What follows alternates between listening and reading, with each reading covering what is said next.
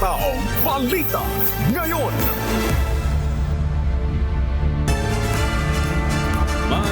Magandang umaga Luzon, Visayas, Mindanao at sa buong mundo. Oras po natin sa buong kapuluan, 1 minuto makalipas po ang ika-5 ng umaga. Ako po inyong amigo, Sherwin Kulubong.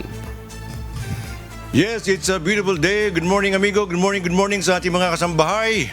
Ngayon ay araw ng Martes, ika-20 sa buwan ng Enero, taong 2026.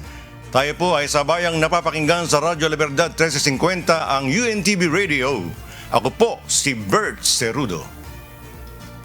At syempre Bert, makakasama rin natin ngayong umaga ang ating global correspondent na si James Bontuyan mula naman sa Maryland, USA para ihatid ang mga balita mula sa iba't ibang panig ng mundo. Simulan na natin ang balitaan. Narito ang malalaki at makabuluhang balita ngayong araw.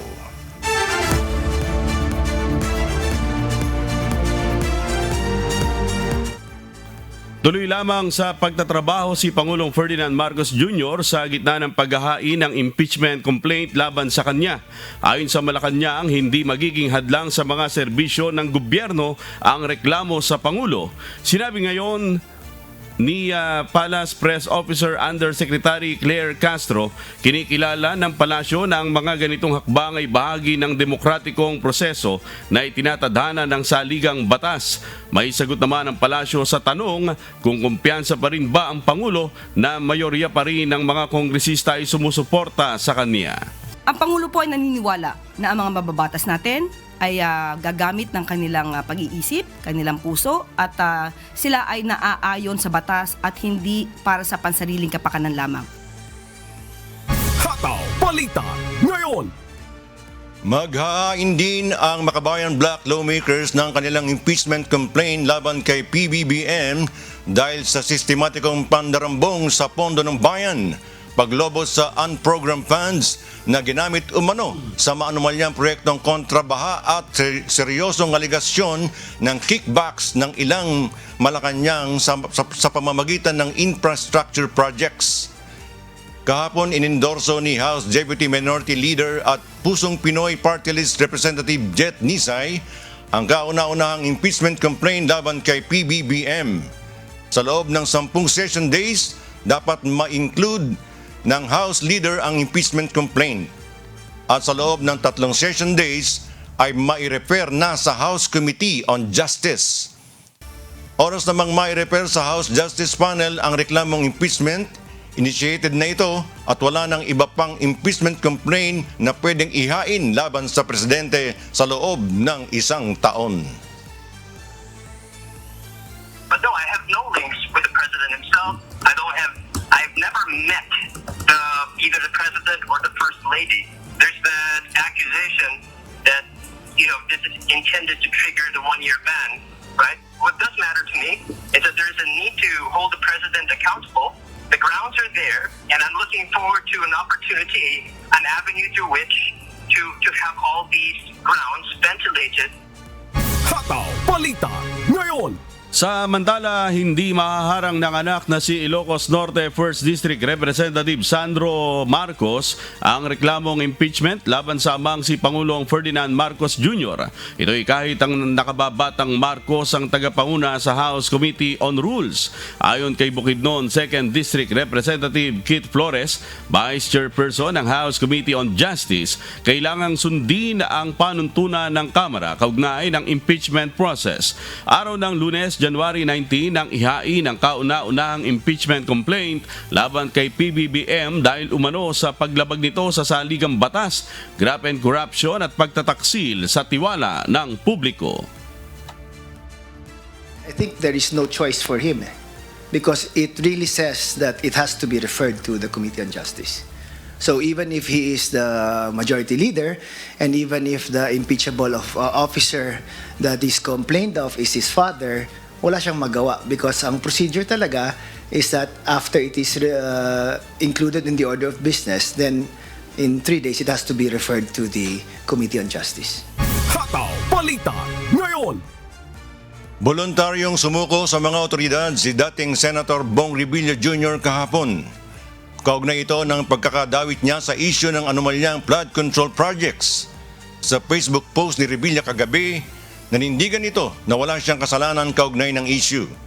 Kahapon naglabas ang 3rd Division ng Sandigan Bayan ng warrant of arrest at hold departure order laban sa dating mambabatas. Nakakalungkot po, parang wala yatang due process. Pero ganun pa man, haharapin ko to ng walang takot. Hataw Balita ngayon.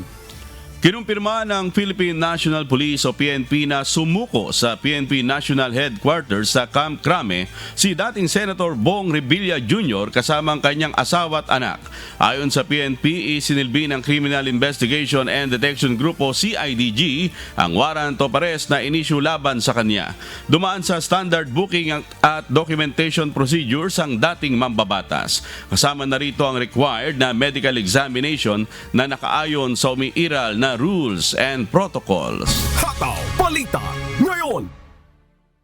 Nilinaw ng Department of Justice o DOJ na maaari pa ring matanggap bilang state witnesses ang ilan pang testigo sa flood control projects sa iba pang kaso.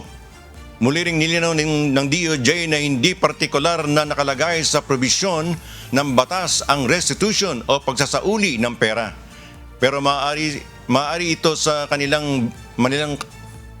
itong kanilang batayan para tanggapin ang isang tao sa programa ng Witness Protection at State Witness. Si Senate Blue Ribbon Chairperson Senator Pampilo Ping Lacson pinalalakas ang loob ng ibang testigo tulad ni Bryce Hernandez. Sa ngayon, 4 pa lang ang mga admitted na testigo ng Estado na sina dating DPWH Undersecretary Roberto Bernardo, Gerald Opolencia, Sally Santos at Alcantara. So, loud and clear, ha? Bryce, JP, Curly. You heard it from the horse's mouth. May pag-asa pa kayo. Assuming that they fully cooperate, ha? Kasi I've been informing them na hindi pa naman huli yung lahat. And the committee may even recommend through the Senate President, once they fully cooperate, we are not totally disclosing the possibility of these witnesses who applied that they will no longer be considered in future cases. Pwede pa naman po, ang sinasabi lang po ng departamento, base doon sa kanilang application sa ngayon at base doon sa mga kasong gusto nilang makover, hindi po papasok. Hataw Balita ngayon. Sa iba pang balita, itinuturing ng loose firearms ng Firearms and Explosive Office ang 6 na armas ng negosyanteng si Charlie Atong Ang. Kasunod ito ng kanselasyon ng kanyang license to own and possess firearms at firearms registration noong nakaraang linggo. May ilang araw ang kampo ni Ang para i-turn over ang mga baril. Handa naman ang CIDG na mag-apply ng search warrant sa korte para pwersahang kunin ang naturang mga baril na kinabibilangan ng 3 9mm pistol, isang 5.56 rifle, isang 260 rifle at isang 38 revolver. Sa ngayon, 21 akusado sa kaso ng missing sa Bungeros ang hawak na ng mga otoridad. Tanging si Ang na lamang ang kanilang pinaghahanap. Nakahanda naman po ang CIDG na mag-apply ng SW para ma-recover itong mga baril na sa kanilang mga possession. Hataw Balita ngayon. Peke ang gamit na plaka at hindi pa rehistrado sa Land Transportation Office ang Ferrari na nakuha sa parking lot ng condominium unit ni dating Ako Bicol Party List Representative Saldi Co. Base sa sinagawang validation ng Philippine National Police Highway Patrol Group, ang plaka ay nakapangalan sa ibang individual na may kaparehong model ng sasakyan. Bukod sa Ferrari, meron ding 2 sasakyan ang hindi dumaan sa clearance ng HPG, kabilang ang GMC at Cadillac. Noong nakaraang linggo, 12 sasakyan ang kinumpiska ng HPG sa property ni Co sa Pasig. I have talked with the LTO chief just right now. Sabi niya walang records din sa LTO. So So gawa-gawa lang yung plaka pala na yan, sir? Obviously, gawa-gawa ng plaka. In fact, nagalit nga yung may-ari ng plaka. Bakit siya in-involve dyan? Hataw Balita ngayon. Naniniwala ang presidente ng Bukluran ng Manggagawang Pilipino na si Attorney Luke Espiritu na sarswela o laro lamang ang ginagawang pagdinig ng Senado sa maanumalyang flood control projects. Hindi anya sinsero ang investigasyon dahil mismong mga miyembro ng kanilang kapulungan ang sangkot. Kabilang sa naharap sa mga reklamo hinggil sa flood control ay sina Senators Joel Villanueva at Jinggoy Estrada. Sinabi ng labor leader na kung talagang sinsero ang Senado sa investigasyon para panagutin ang mga sangkot sa flood control skandal at korupsyon, dapat pinatunayan na nila ito sa pamamagitan ng pagbalangkas ng 2026 national budget. Parang defense counsel sila mismo sa sarili nilang kaso. Pagdating dito sa Senate investigation, hindi sila akusado eh. Judge sila. So saan ka nakikita na dinidepensahan nila ang sarili nila, hindi bilang akusado, kundi bilang judge.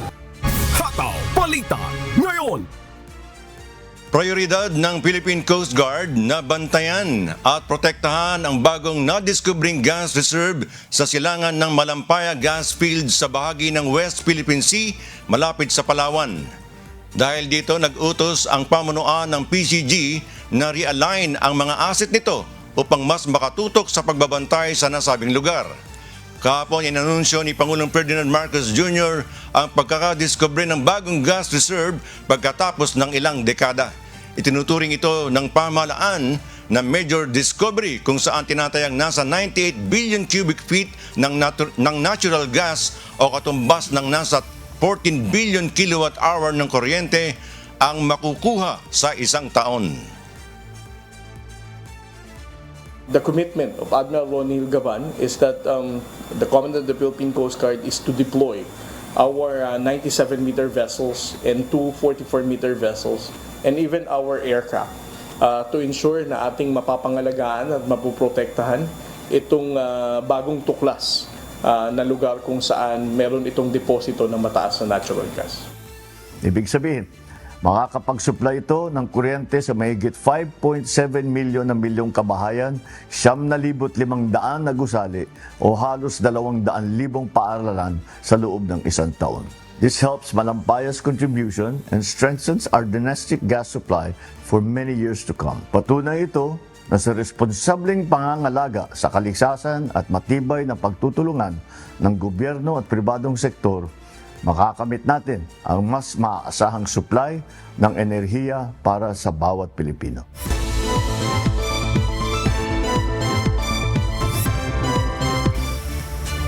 Isinuspinde ng pamunuan ng Camp John Hay ang libreng e-shuttle service at nag-utos ng masusing safety review matapos ang aksidenteng naganap noong January 16 na ikinasawi ng isang individual at ikinasugat ng 6 na iba pa. Sa public advisory na inilabas ng John Hay Management Corporation, mananatiling suspendido ang operasyon hanggat hindi natatapos ang masusing pagsusuri sa lahat ng aspeto ng operasyon. Wala umunong nakitang mechanical defect sa sasakyan, ngunit inimbestigahan pa ang kalagayan ng driver, operating system at insurance ng mga pasahero. Sinusuri rin ang mga kalsada, walkway at railing sa buong Camp John Hay. Nagbigay na rin ang JHMC ng tulong pinansyal sa pamilya ng nasawi at nakikipag-ugnayan sa iba pang biktima. Nakikipagtulungan naman sa investigasyon ang operator ng shuttle service na Cordillera Basic Sector for Transportation. Hataw Balita ngayon. Pinangunahan ni Mayor Gretchen Stephanie M. Espina kasama si Biliran Electric Cooperative General Manager Engineer Gerardo Oledan ang isang pulong kasama ang mga internet service provider. Ito ay upang tugunan ang lumalalang problema ng sabit-sabit at magulong mga kable sa buong bayan. Bilang tugon sa isyu ng kaligtasan at kaayusan, ilulunsad ang isang joint task force sa unang araw ng Pebrero para alisin ang mga iligal na kable at ayusin ang umiiral na telecommunication lines. Inatasan ng mga ISP na kompletuhin ang kinakailangang permit mula sa Beleco at local government unit bago ang naturang petsa. Layunin ng Operation Linis Spaghetti na matiyak ang kaligtasan ng publiko, mapaganda ang itsura ng bayan at maipatupad ang tamang pamamahala ng mga kable. Pinayuhan ang lahat ng ISP na sumunod upang maiwasan ang pagkaantala ng kanilang serbisyo. Hataw Balita ngayon. Naglunsad ang search and rescue operation ng mga otoridad nitong Lunes sa karagatan ng Davao Occidental matapos umanong tumaob ang isang bangkang sinasakyan ng 11 recreational divers malapit sa bayan ng Gobernador Generoso, Davao Oriental. Ayon sa Provincial Disaster Risk Reduction and Management Office ng Davao Occidental, nananawagan sila sa mga residente sa mga baybaying lugar na makipag-ugnayan sa mga otoridad sakaling may mamataang mga diver o makatanggap ng anumang impormasyon kaugnay sa insidente. Kinumpirma rin ni Lay Brosas ng Philippine Coast Guard Davao na naipadala na ang BRP Malamawi sa southern portion ng Davao Gulf kung saan huling nakatanggap ng mensahe mula sa mga biktima. Batay sa paunang ulat, umalis ang mga diver bandang 1:00 ng hapon sakay ng motor bangka Amehara patungo sa isang diving site. Makalipas ang ilang oras, nakatanggap ng mensahe ang Coast Guard na tumaob ang bangka at kumakapit na lamang sa katawan nito ang mga pasahero upang mabuhay. Hataw Balita ngayon. Pinasimulan ang Ligtas Tigdas program sa buong Mindanao at sa Bangsamoro Autonomous Region in Muslim Mindanao o BRRMM na layong matiyak ang malawak at epektibong pagbabakuna laban sa tigdas at rubella. Sa kick-off ceremony, binigyan diin ng mga opisyal ang mahalagang papel ng immunization sa pagpapalakas ng kalusugan ng komunidad at sa pag-iwas sa posibleng paglaganap ng mga sakit. Pinapaalalahanan ng DOH ang mga magulang na dalhin ang kanilang mga anak sa health centers o vaccination sites sa malls at terminals para protektado laban sa measles at rubella. Hataw Balita ngayon.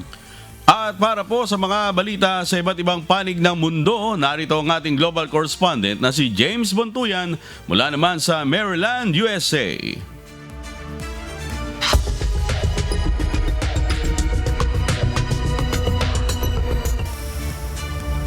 Morning sa inyo, amigo Sherwin at kay Kumparing Bert at sa ating mga kababayan sa buong mundo. Tumataas ang tensyon sa Minnesota sa Estados Unidos dahil sa pagpapatuloy ng protesta laban sa immigration crackdown ni President Donald Trump.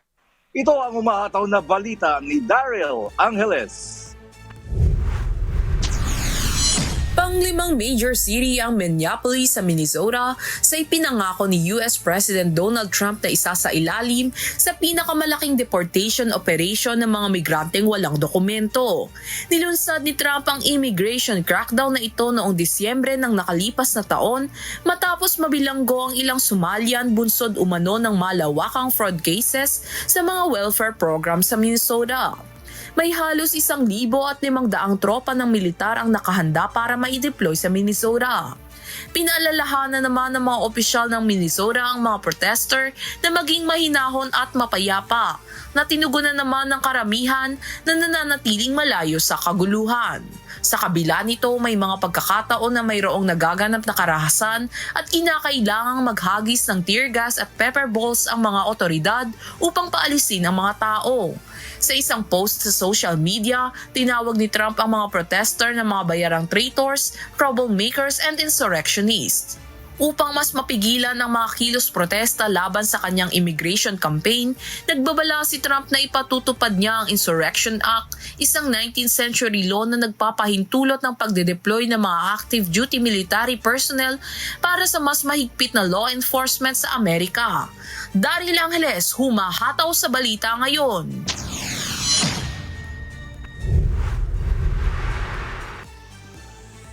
Nagbabala ang mga eksperto na maaaring magbago ang residency pathway ng ilang skilled migrants sa New Zealand. Ito ay matapos i-reclassify ng immigration ng New Zealand ang mga trabaho ng mga migrant worker na itinuturing na skilled jobs. Ito ang umahataw na balita ni Early Briones. Sa ilalim ng kasalukuyang immigration framework, may mga pagbabagong isinasagawa na paraan ng pagtukoy sa skilled jobs. Ito ay nahuhulog sa dalawang classification systems upang matukoy kung ang isang trabaho ay itinuturing na skilled. Dahil dito may direktang epekto sa uri ng visa ang maaaring makuha ng isang migrant. Ang sitwasyon ay nagdulot ng kalituhan sa ilang manggagawa at employer, lalo na sa mga migrant na pumasok sa bansa sa paniniwalang ang kanilang trabaho ay may malinaw na pathway patungo sa residency. Ayon sa ilang immigration advisor, may mga aplikanteng nakatanggap ng 3 hanggang 5 temporary visa batay sa dating skill classification. Ngunit kalaunan ay napag-alamang hindi qualified ang kanilang trabaho para sa Skilled Migrant Category Residence Visa o tinatawag na SMC. Maaaring mauwi ito sa pagkaalis sa trabaho ng isang migrant worker na magkakaroon naman ng malaking epekto sa kanilang pamilya na matagal nang naninirahan sa bansa. Ipinaliwanag naman ng Immigration ng New Zealand na kasabay ng unti-unting pagpapatupad sa National Occupation List bilang kapalit ng lumang classification system. Ginagamit pa rin ang kasalukuyang pamantayan hanggang sa lubusan ng makumpleto ang transition. Tiniyak ng ahensya na patuloy silang magbibigay ng malinaw at updated na impormasyon upang matulungan ng mga migrant employers at immigration professionals na maunawaan ang kanilang visa options habang inaayos ang bagong sistema. Early Briones, humahataw sa balita ngayon. Naghahanda ang European Union na patawan ng 93 billion euros na taripa ang Estados Unidos. Nagbabalik din itong nagbabalak din itong pagbawalan ang mga kumpanya ng US sa kanilang merkado. Ito ang humahataw na balita ni Daniel Encarnacion. Ang pagpapataw ng taripa at pagbabawal sa mga US company sa kanilang merkado ang nakikitang sagot ng European Union sa mga banta ni US President Donald Trump na pagtaas ng taripa ng 10% simula February 1. Magiging 25% ito sa June 1 kung hindi magkakaroon ng kasunduan sa pagbili ng US sa Greenland. Nagbanta naman sa Amerika ang 8 bansa sa EU kabilang ang Britain na huwag baliwalain ang relasyon nila na maaaring magdulot ng mas malalang resulta. Sinabihan din ni UK Prime Minister Keir Starmer si President Trump na ang pagpapataw ng taripa sa mga kaalyado para sa collective NATO security ay mali. Umaasa naman ng Brussels na makakatulong ang mga aksyong ito upang maging daan sa pakikipagsundo kay Trump sa nalalapit na mga meeting sa World Economic Forum sa Davos. Daniel Encarnacion, humahataw sa balita ngayon.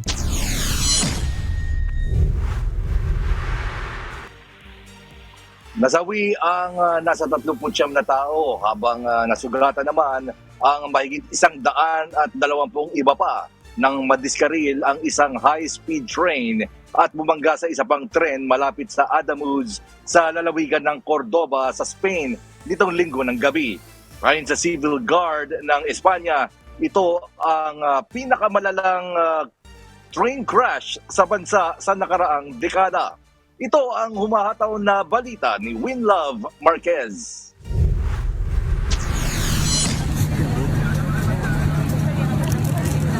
Isang malubhang aksidente sa Riles ang naganap noong Linggo ng gabi sa Adamuz malapit sa Cordoba sa Spain matapos madiskaril ang isang tren na patungong Madrid at tumawid sa kabilang Riles kung saan ito bumangga sa isang kasalubong na tren.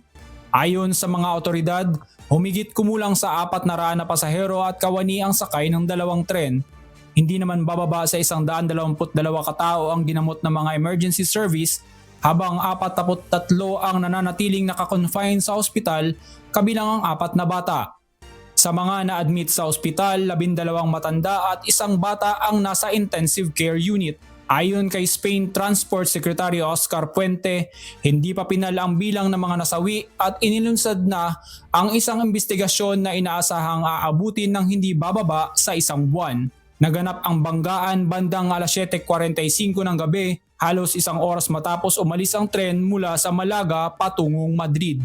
Ayon sa rail network operator na Adif, nadiskarel ang tren sa tuwid na bahagi ng Riles. Dahil sa lakas ng banggaan, naitulak sa isang embankment ang mga bagon ng nabanggang tren na patungong Huelva at karamihan sa mga nasawi at sugatan ay mula sa unahang bahagi nito. Nahirapan ang mga rescuer sa pagsalba sa mga naipit dahil sa nabaluktot na mga bagon. Sa kasalukuyan, pansamantalang sinuspindi ang lahat ng biyahe ng tren sa pagitan ng Madrid at Andalusia. Nagpaabot ng pakikiramay ang mga lider ng Espanya at ilang mga bansa sa Europa habang nananawagan ang mga otoridad sa mga nakaligtas na makipag-ugnayan sa kanilang mga mahal sa buhay. Winlab Marquez, humahataw sa balita ngayon.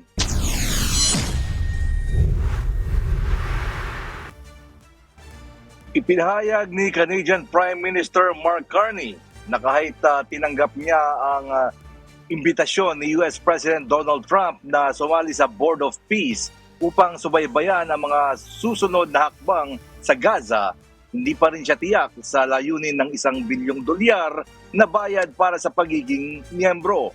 Ito ang umahataw na balita ni Erica Luzong. Bagamat hindi pa niya lubos na nauunawaan ang istruktura at pondo ng Board of Peace Initiative na pinangungunahan ni US President Trump, sinabi ni Canadian Prime Minister Mark Carney na tinanggap niya ang imbitasyon ng US leader na sumali sa naturang inisyatiba na tututok sa susunod na hakbang para sa Gaza.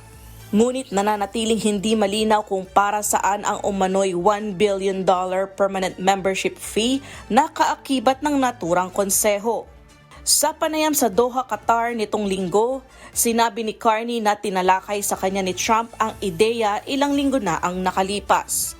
Binigyang diin din ni Carney ang mga kondisyon para sa paglahok ng Canada, partikular ang pagkakaroon ng tuloy-tuloy na daloy ng pondo para sa humanitarian aid para sa Gaza. Nilinaw naman ng isang Canadian official na hindi sila magbabayad para sa isang upuan sa board at hindi rin humihingi ng pera ang Amerika. Dagdag pa ng opisyal, nananatiling draft ang charter ng konseho at patuloy pang pinaplansya ang mga kondisyon. Si Trump ang magiging inaugural chair ng Board of Peace kasama ang iba pang leader na tutulong sa pansamantalang pamamahala sa Gaza. Erica Luzong, humahataw sa balita ngayon. At yan po ang mga balita mula sa iba't ibang panig ng mundo. Ako po si James Bontuyan mula po dito sa Maryland, USA. Magandang umaga po sa ating lahat.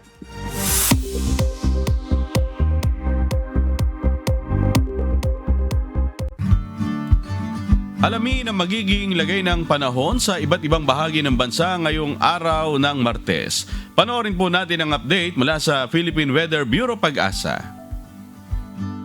Magandang umaga po sa ating lahat. Update po muna tayo dito sa binabantayan nating bagyong si Ada mula sa nilabas nating Tropical Cyclone Bulletin kaninang 5 a.m. Itong si Ada ay nananatili sa Tropical Depression category at huling namataan kaninang 4 a.m. sa layong 675 kilometers east ng Kasiguran, Aurora. May taglay na lakas na hangin na 55 kilometers per hour at pagbugso na umaabot ng 70 kilometers per hour. Ito'y kumikilos eastward sa bilis na 20 kilometers per hour. May kita natin dito sa ating satellite imagery, wala na masyadong kaulapan itong dalatong si Ada kaya hindi na rin tayo nakakakita ng mga pag-ulan dulot netong si Bagyong Ada sa inuwang parte ng ating bansa. Sa ngayon, umiiral ang northeast monsoon dito sa northern Luzon. Dulot neto, makakaranas ng maulap na papawirin na may mahihinang pag-ulan dito sa Cagayan Valley at Cordillera Administrative Region. Para naman sa Ilocos Region at Central Luzon, makakaranas naman sila ng bahagya hanggang sa maulap na papawirin na may mga isolated light rains. At para sa Metro Manila at nalalabing bahagi ng ating bansa, posible tayong makaranas ng init at alinsangan, lalo na sa tanghali hanggang hapon na may mga tsansa po ng isolated rain showers at mga localized thunderstorm lalo na po sa hapon at sa gabi. Para naman sa forecast track natin dito si Bagyong si Ada, bukas inaasahan natin hanggang umaga posible pa rin po siya isang ganap na tropical depression category. At pagdating po ng Wednesday ng hapon, ito po magda-downgrade na siya into a low pressure area at base na rin po dito sa ating track ay palayo na rin naman po ito ng kalupaan po natin. Kaya hindi na rin po natin inaasahan na magkakaranas pa po tayo ng mga pag-ulan dulot itong si Bagyong Ada at hindi na rin po natin nakikita ang pagtataas ng anumang tropical cyclone wind signal dulot kay Ada. Sa ngayon, dahil sa bugso netong northeast monsoon, makakaranas ng strong to gale force na hangin dito ngayong araw sa Batanes, Babuyan Islands, northern at eastern mainland ng Cagayan, eastern Isabela, Ilocos Norte, Ilocos Sur, Abra, Aurora, Calabarzon, Oriental Mindoro, Occidental Mindoro, Romblon, Marinduque, Bicol Region, Northern Samar, Eastern Samar at Dinagat Islands. At dahil nga po yung sinabi ko kanina, may bugso po tayong northeast monsoon na inaasahan, kaya may kita din po natin may mga areas na po tayong makakaranas, lalo na po dito sa Mindanao, ng malalakas na hangin dulot po ng northeast monsoon sa mga susunod na araw. At dahil po dito sa surge po ng northeast monsoon, meron na tayong nakataas na gale warning dito sa may Batanes at Babuyan Islands. Pinapaalalahanan po natin mga kababayan po natin mangingisda at may mga sasakyan maliit pandagat, delikado po muna pumalaot dito. At inaasahan po natin, madadagdagan pa po yung areas natin ng under ng gale warning habang meron po tayong surge ng northeast monsoon.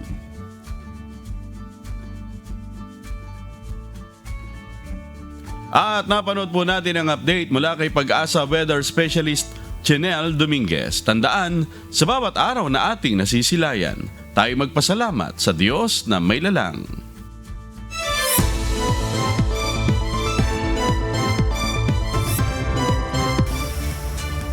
Walang naitalang casualty ang lokal na pamahalaan ng Ginubatan, Albay sa kabila ng dalawang magkasabay na kalamidad na kanilang pinagdaanan nitong mga nakalipas na araw. Matapos naman ang malalakas na ulan at lahar flow, bukas na uli sa mga motorista ang mga isinirang kalsada. Si Ryan Salatandol, humahataw! Habang patuloy ang pag-aalboroto ng Bulkang Mayon, kasabay ang pananalasa ng Bagyong Ada, walang naitalang casualty sa bayan ng Ginubatan, Albay.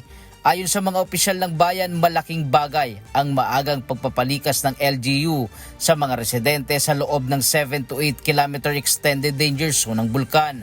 Yung dinaanan po yung experience ng bayan namin na sabay yung typhoon and yung activity po ng Mayon, awan ng Diyos po, na-attain namin yung zero casualty.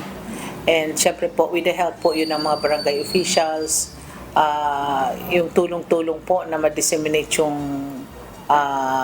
information talaga.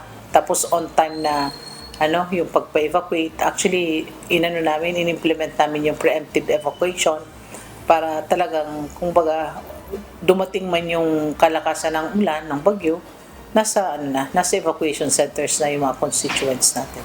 Pasabol na muli ang mga kalsadang nasira ng lahar at mga bato sa Masarawag, Maninila Road, bagamat hindi pa pinapayagang makadaan ang mga heavy vehicles. Kahapon, ayos ka agad gawa ng mayroon dumadaan na mga sasakyan, yung mga kailangan na makatawid. Wala, hanggang naghintay lang silang maayos, kaya ginawa ka agad ng para madaanan ka ng residente kahapon. Sa barangay Maninila, Mabalod Road, mga light vehicles lamang ang pinapayagang makadaan habang patuloy ang paglalagay ng mga bato sa gitnang bahagi ng kalsada. Naayos na rin ang kalsada sa barangay Mulad, Bukad Grande at pasabol para sa mga motorista. Gawa po nung bagbagyo, wasak yung namin dito, sir, daanan. Siguro medyo tagal-tagal, sir, yung dito. Gawa ng tubig. Kailangan po namin yung malagyan po ng convert. Yung mga estudyante ako, hindi naman po kaya kasi yung tricycle na makaakyat dito. Samantala sa barangay Tandarora, sira pa rin ang kanilang kalsada, kaya pansamantalang tawiran para sa mga tao lamang ang inilagay. Kwento ng mga residente, nasira ang kalsada nang rumagasa ang tubig na may kasamang mga bato noong kasagsagan ng Bagyong Uwan. Pagbagyo po, nasira. Sira yung kanyang natin, daanan. Ito, ginawa ng paraan. Itong tulayo para makadaan sila. Patuloy ang pagbabantay ng LGU ng Albay sa bulkan at hindi pinapayagang makauwi ang mga residente sa 6 km permanent danger zone. Ryan Salatandol, humahataw sa balita ngayon.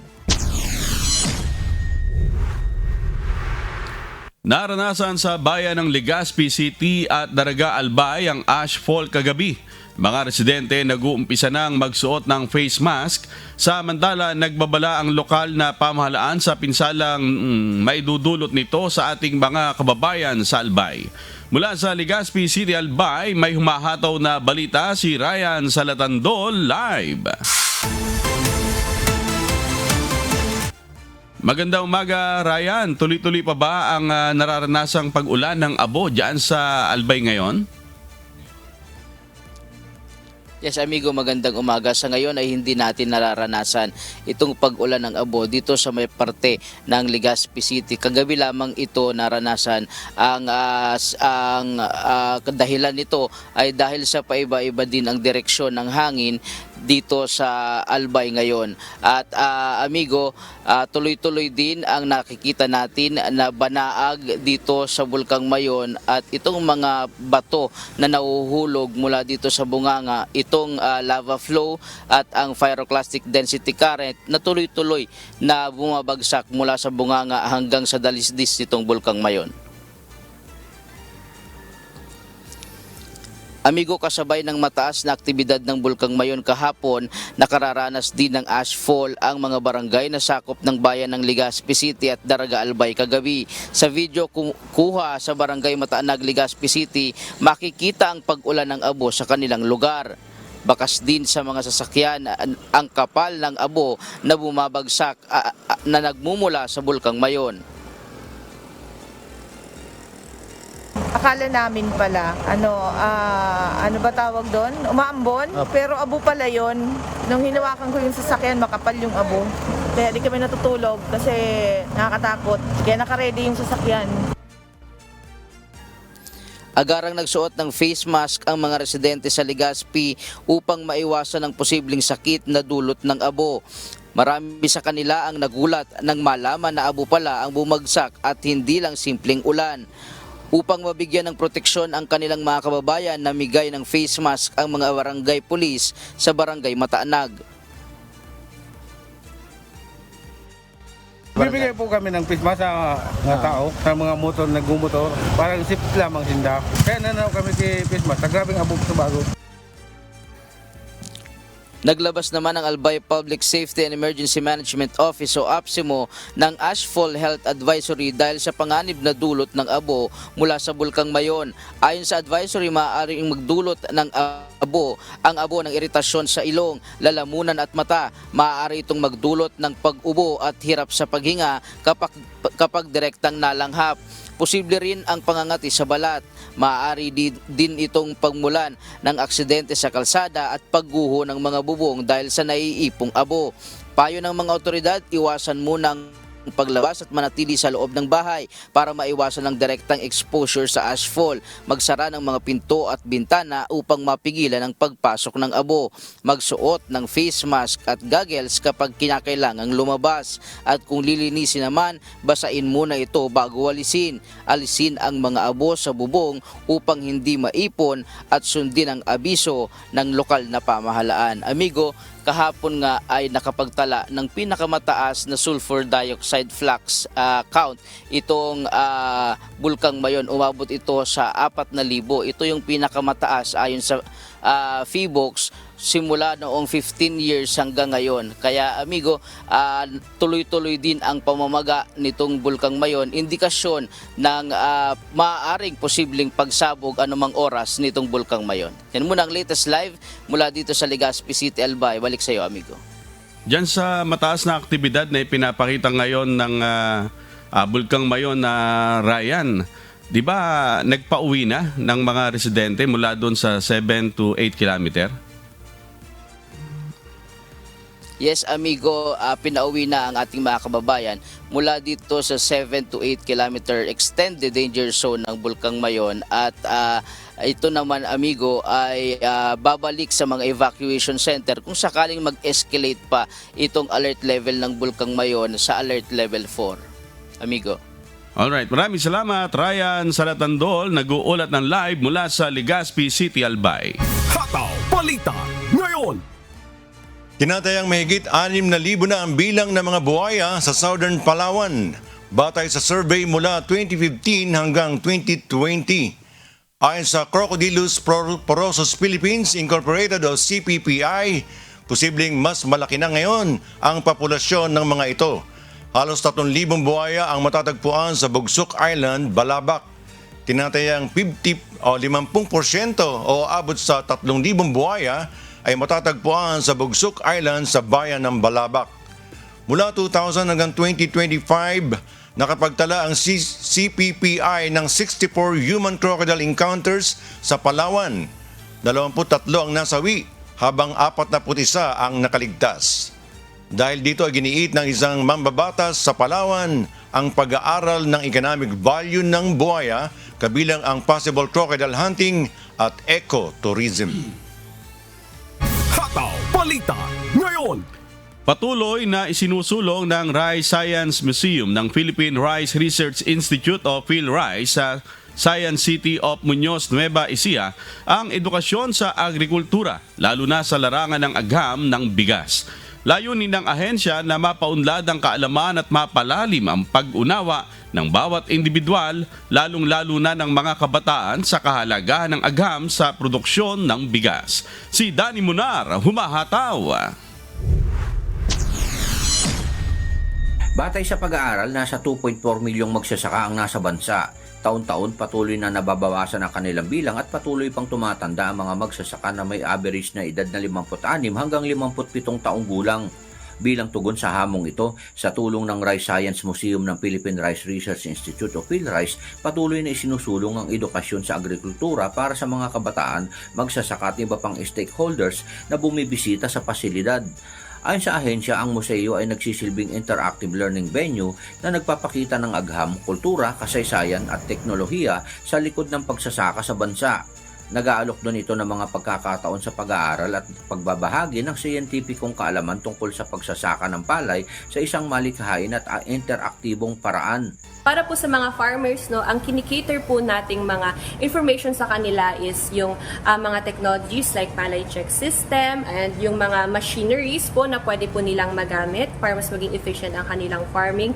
Ipinapakilala rin sa museo ang iba't ibang uri ng palay na dinevelop upang makaangkop sa pagbago-bagong klima dulot ng climate change. Kabilang dito ang mga variety gaya ng submarino na kayang mabuhay at tumagal sa baha. Gayon din ang mga drought-tolerant variety na angkop sa tagtuyot. Sa pamamagitan ng mga kaalamang ibinabahagi sa loob ng museo, nakakatulong din ito sa paghikayat sa mga kabataan na ipagpatuloy ang nakagisnang pagsasaka ng kanilang mga magulang. Karaniwan po kasi sa mga student namin, farming ang kanilang trabaho ng kanilang parents. So, bilang students po, gusto namin ma-upgrade ba yung kanilang kaalaman tungkol sa farming. Karaniwan po sa kanila gusto nila mag-agricultural engineering. Laki po ang matututunan po dito dahil papaliwanag po nila lahat po ng mga variety ng palay. Always rice responsible po. Yun lang po yung main na parang tinuro po nila sa amin. May sasabuhay po namin to. Kasi yung natutunan po namin ngayon, pwede po namin madala ito sa araw-araw sa pamamagitan po ng para hindi po na pag-waste ng mga rice. Bukas ang Rice Science Museum mula Lunes hanggang Biyernes at libre ito para sa publiko. Danny Munar, humahataw sa balita ngayon.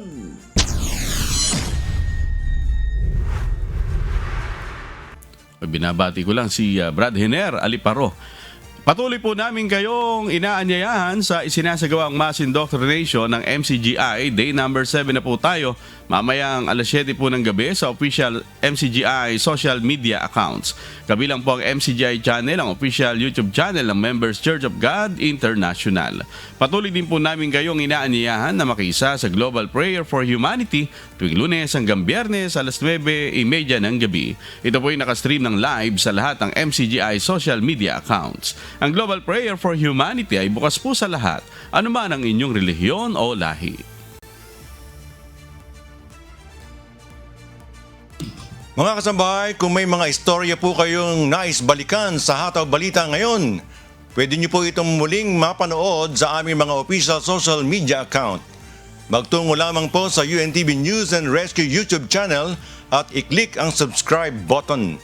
Gayon din sa aming Facebook at TikTok accounts. Mapapanood nyo rin po rito ang iba pang news program ng UNTV, pati na ang iba pang video ng nag-iisang public service channel. Kaya tara na! Subscribe, like, and share. At sa aming ibabahaging mga salita ng Diyos na ating sandigan, mula sa Awit Kapitulo 32, talatang 10. Maraming kapanglawan ay sasapit sa masama, ngunit siyang tumitiwala sa Panginoon, kagandahang loob ang liligit sa kanya sa palibot.